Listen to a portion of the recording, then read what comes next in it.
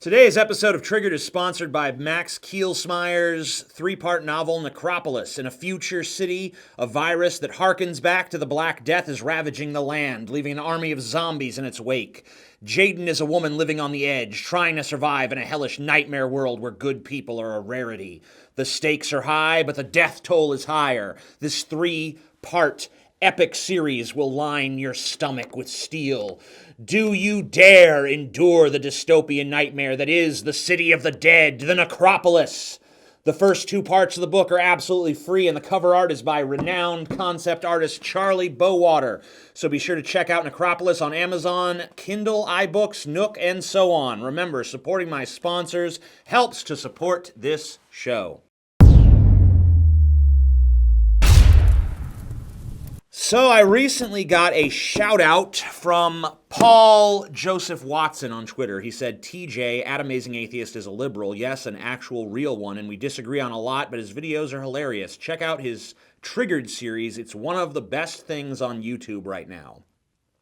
I don't know what this one of shit is all about, but the rest I agree with, and I appreciate that. It inspires me a little bit to talk about the left and right, about authoritarianism and anti-authoritarianism, and about freedom of speech, and about the one thing that's more important than freedom of speech. The media in this country, and when I say the media, I'm not just talking about the old media, I'm talking about the new media as well, constantly pits the left and right against each other. Both sides are working around the clock to indoctrinate people into thinking the other side is their enemy. If you're on the left, you're told that conservatives are your enemy, that they want nothing more than to see you stripped of your basic human dignity. They're constantly plotting against you. If you're on the right, you're told that liberals want to destroy society and smash your traditions and that they're plotting against you. Well, let me break you out of this cycle of hate for a moment. Let me tell you something that you might not know.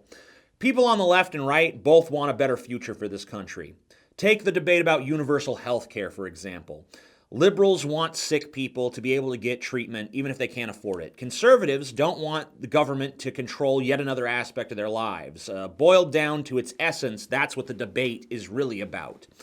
But we can't even really have that discussion in this climate. We can't sit down and have the left and right talk about an issue honestly because we're trained to not see what people are for, but just what they're against. So the liberal looks at the conservative who says, I don't want the government meddling in my health care, I don't want my freedom of choice curtailed, and the liberal doesn't hear that. What they hear is, I want sick people to die if they can't pay. And the conservative, when he hears the liberal say, I want all sick people to have health care even if they can't pay, they don't hear that. What they hear is, I want the government to control every aspect of your life. We see what people are against, but not what they're for. So through that filter, we only see opposition. We only see how someone else's wants contradict our own. And instead of striving for discussion, we resort to demonization because it's easier and it's emotionally fulfilling and it feels good to reduce those who disagree with us to caricatures, to enemies, to villains who simply exist to thwart us. The media, once again, new and old, knows that this is satisfying to people, so they feed us that shit until we're fat with it, until we're nothing more than drones or pawns whose sole function is to hate the enemy. And in opposing that enemy, people get puffed up with this big, smug sense of self-righteousness and moral superiority. I'm a good person. I believe the right things. My enemies are bad people. They believe the wrong things and they want to hurt me, so I got to hurt them first. It's really self-defense if you think about it. I'm just fighting to keep them from destroying what I love. That's the line. I'm just fighting to keep them from destroying everything that I hold dear. It's a very intoxicating feeling, very satisfying, but it's also stupid and wrong. The dirtiest word in the English language isn't fuck or cunt or whatever, it's compromise. And why? Because when you view your opposition as inherently wanting nothing more than to destroy you, how can you compromise with that? You'd basically be saying like, well, you can destroy half of me. Of course no one wants to compromise when they view the world through that lens. The lens of the enemy. The enemy's out to get me. Let's shift the discussion for a moment. We'll get back to this. To the topic of authoritarianism versus anti-authoritarianism. Because I know that those of you who watch this show Triggered have probably noticed that I don't shy away from attacking the left and the right. The superficial read of this is like, wow, TJ's not afraid to attack both sides. But you know what they kind of miss? I'm not afraid to embrace both sides either. And when I embrace them is when they're against authoritarianism. When I oppose them is when they embrace authoritarianism.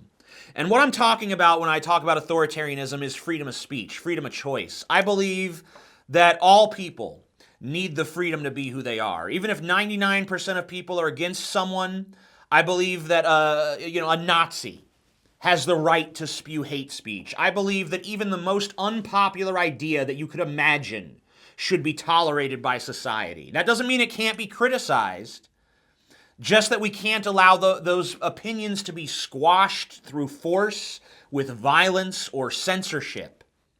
Like a trans person has every right to be trans, but never should their pronouns be mandated by law as they recently were in California or as they are in Canada. My message here is this. Without honesty, our discourse as a society is worthless and inept. Without the freedom to speak freely, there is no real discussion of issues of importance.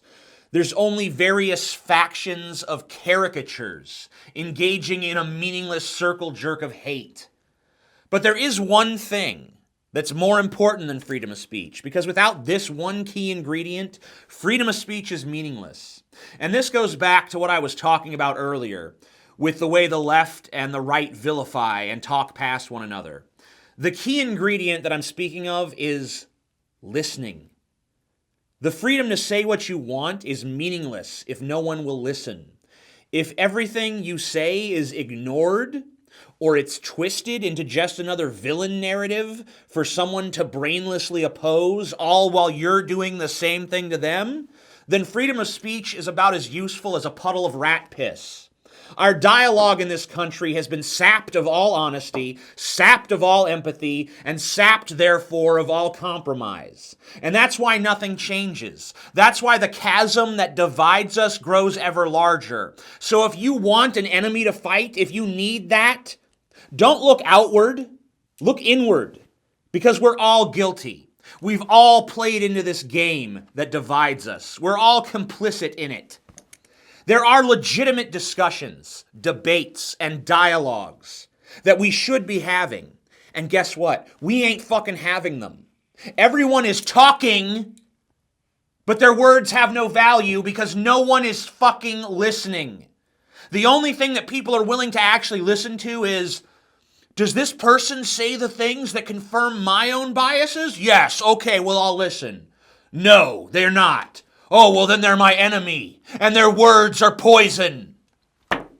That's why I wanted to say to Paul Joseph Watson, thank you for listening. You're right, we do disagree on things, and you know what? That's fucking beautiful. That's fundamentally important. And I, for one, applaud you for not letting our disagreements make us into enemies. Our disagreements should be celebrated.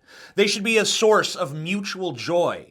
Because you remember how earlier I said that it's both easy and satisfying to reduce your opponents to caricatures of an enemy? That's very true. It's not as easy to see your opponents with empathy and to listen to them, but it can be infinitely more satisfying if you're willing to put in that effort, because once you let go of the notion of the enemy and you see not only your own perspective, but the perspective of everyone around you, your mind broadens. You've just pulled off the greatest feat that a person in this day and age can pull off. You've escaped the prison of your own ego. And have I achieved this feat? No, absolutely not. As I said, it's very hard to do. But I've made progress and it's been very rewarding. So once again, to Paul Joseph Watson, a hearty thank you. And to those who have just joined me, thanks to his shout out, a hearty welcome. I hope that you enjoyed this show. And to all of you, to everyone watching, thanks for watching. And the next episode of Triggered is not going to be another long, pretentious speech, I promise you. It's going to be me doing what I do best, making fun of stupid people for saying and doing really stupid things. But before I continued in that endeavor, I felt it was incumbent on me to give you this little glimpse into where my head is at and how I see the world around me. So please subscribe to this channel if you enjoy it, give this video a thumbs up, and let me know what you think in the comments section down below. I'm TJ Kirk. Peace the fuck out.